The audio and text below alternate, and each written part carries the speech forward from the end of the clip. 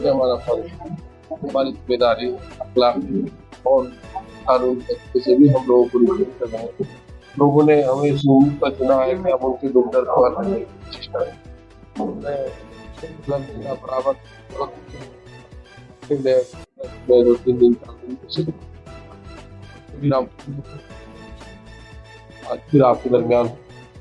तो मसला क्या है इस वक्त? तो मसला है सारे देश में बेरोजगार और बच्चों की पहली इब्तदाई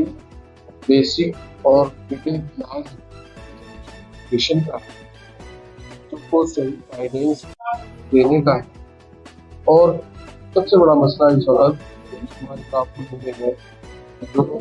सेहत की सहूलियात होनी चाहिए, टेस्ट की सुविधाएं होनी चाहिए, उसमें हम लोग कोशिश कर रहे हैं। पार्लियामेंट में पहले भी हमने आवाज़ उठाई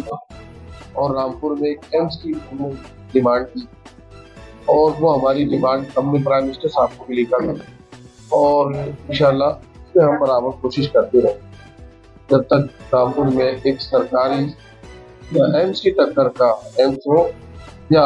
सरकारी मेडिकल। आपको क्या लगता है कि उत्तर प्रदेश में जो शिक्षा है तो जो स्वास्थ्य सुविधाएं हैं वो बेहतर नहीं है? तो देखिए, समाजवादी सरकार में अच्छी थी, एम्बुलेंस भी गाँवों में पहुंच जाती थी, अस्पताल भी अच्छे से फंक्शन कर रहे थे, पुलिस 100 नंबर पर फौरन पहुंचती थी, मसला हल हो जाता था और उसमें नंबर बढ़ने के साथ साथ जैसे हमारी माननीय एक जी फरमाते हैं कि नंबर बढ़ने के साथ साथ इसकी डिमांड भी बढ़ती है। तो पुलिस का काम और दूसरे लोग काम को समाज की सेवा करना है और खुलूस के साथ करना है, अच्छी श्रद्धा के साथ। मोदी जी बिहार चुनाव का दूसरा करने वाला है, तो उत्तर प्रदेश की जो सुविधाएं हैं क्या लगता है? देखिए, बाहर जाके तारीफ करना एक अलग बात है और अपने सूबे में बेरोजगारी को दूर करना और जिस तरह से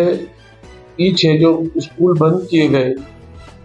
अब पता नहीं कि वो स्कूल दोबारा शुरू हुए भी हैं या नहीं हुए हैं। स्कूल बंद करने का जो एक आदेश था आया था उस पर रोक तो लगी थी, सुना थी, लेकिन बच्चों का हौसला जरूर टूटा है उस आदेश से, गरीबों का हौसला जरूर टूटा है और जब तक हमारे सरकारी स्कूल अच्छे नहीं होंगे,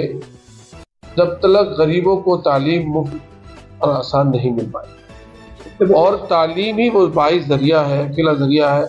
जो गरीबी से निजात सबसे जल्दी उससे मिल सकती। हम अभी पिछले दिनों केरल घूम के आए, वहाँ एक जिले में कई मेडिकल कॉलेज, कैंसर अस्पताल, नाबीनाओं के लिए अस्पताल सुविधा, क्योंकि वहाँ अब 100% लिटरेसी हो चुकी। तो हमें भी अपने ज़िले में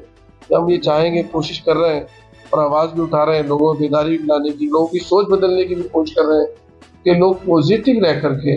एजुकेशन की तरफ और हेल्थ की तरफ और अपने मसाइल जो आपस में होते हैं, जाहिर सी बात है सब इंसान है, जब छोटी छोटी चीज़ें होती हैं उनको भी आपस में मिल बैठ करके हल करना चाहिए और उसकी भी एक सीमा और हद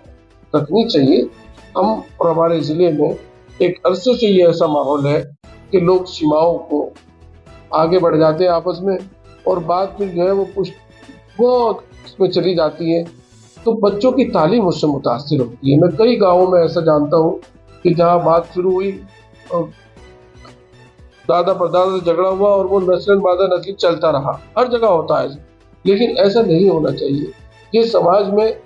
अच्छी चीज़ें नहीं, बल्कि हमें आगे बढ़ना और चीज़ों को, जख्मों को पर मरहम रख करके आगे बढ़ना।